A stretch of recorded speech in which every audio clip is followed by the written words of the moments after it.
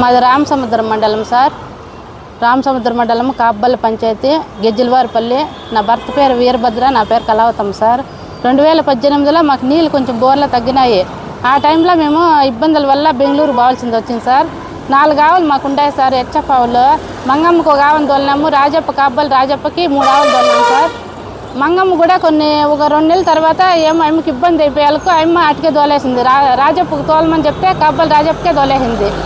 మేము రాయచోట్ల కలెక్టర్ గారికి, ఎస్పీ గారికి 5 ఏళ్ళ నుంచి అర్జీలు ఇస్తానే ఉన్నాం సార్. కలెక్టర్ గారికి అర్జీ ఇస్తే కలెక్టర్ గారు ఎస్పీ గారికి అప్పు ఇచ్చినాడంట. ఆవులు రాజప్పని ఎవడు అప్పు ఇచ్చినాడంట కళావతమ్మకి. అప్పు ప్రూఫ్ ఎత్తుకోరమ్మనండి. ఏమ తరపున పెద్ద మనుషులు ఉన్నారు, రచ్చబండి పంచాయతీలో మాట్లాడినారు ఆవుల గురించి. ఏమ తరపున పెద్ద మనుషులు వస్తారు, రాజప్పని అప్పు ప్రూఫ్ ఎత్తుకురమ్మనండి అండి.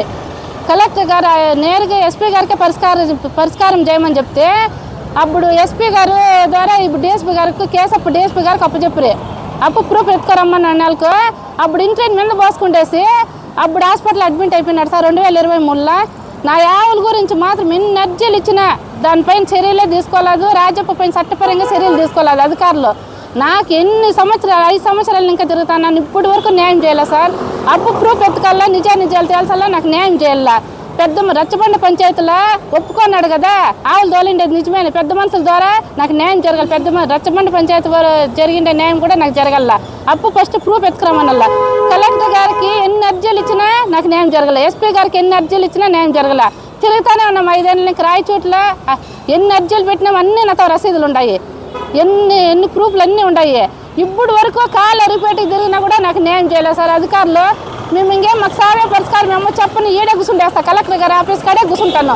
ఎప్పుడు న్యాయం జరుగుతుందో జరగనే, అంతవరకు పైకి లేసే ప్రసక్తి ఏం లేదు. వాళ్ళ ఆదాయం సంపాదించుకుంటున్నాడు 8 ఏళ్ళ నుంచి. ఆవుల్లో ఒక ఆవు 10 లీటర్లు ఇచ్చావు, 4 ఆవుల్లో ఆదాయం సంపాదించుకుంటున్నాడు. ఆవులు దూళ్ళు పెంపైండేటివి 30 లక్షల పైన వచ్చింటుంది 8 ఏళ్ళ నుంచి.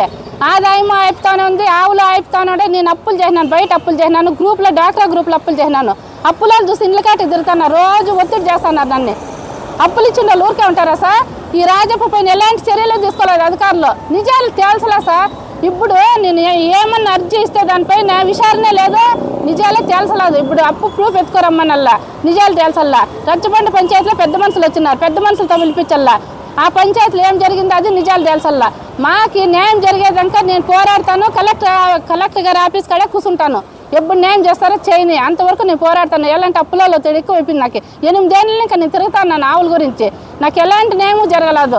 ఎలాంటి ఆవులు అప్పు చెప్పమని టయానికి ఇంట్రెంట్ మీద పోసుకొని నాటుకుమన్నాడు సార్. అధికారులు పిలిపించినారా, అప్పు ఎంత ఇచ్చినావు నిజాలు తేల్చు. నువ్వు నాటు పిలిపించలేదు స్టేషన్కి రాజప్ప అనేవాడిని. ఇంతవరకు కాబ్బల్లి రాజప్ప